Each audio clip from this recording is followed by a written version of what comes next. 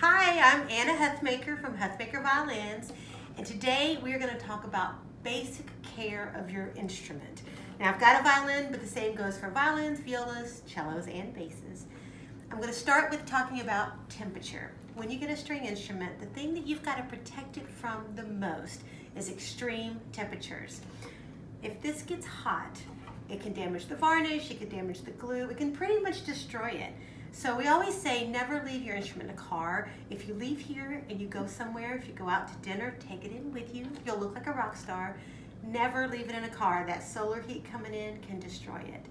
Same is true in winter though. The cold will actually make it crack.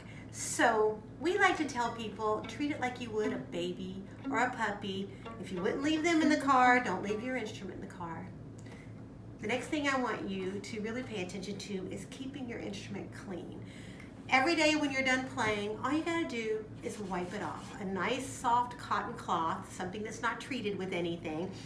If you will wipe this off every day, it will look exactly like this for 100 years. You don't need fancy polishes, but rosin dust can actually damage it quite a bit.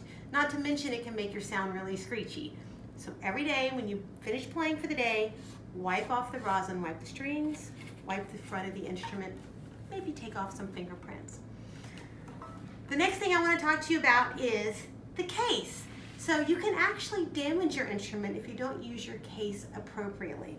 Now, the first thing I want to say is if you're a student, you're going to be really tempted to keep your music underneath your violin, or your math test, or the permission slips for your parents to sign to go on the field trip. The case is not meant to put anything down here. If I put stuff down there and stick my instrument in it, it's going to stick up. Do me a favor, go open your case and look at it. If you see a white line right across here, that's where the case is actually hitting your bridge when you close it. We don't want that. So never put anything below your instrument in the case. And while we're talking about that, don't try and put your instrument away with the shoulder rest on. Even if it's a sponge, it's just going to lift it up too much for it to be safe.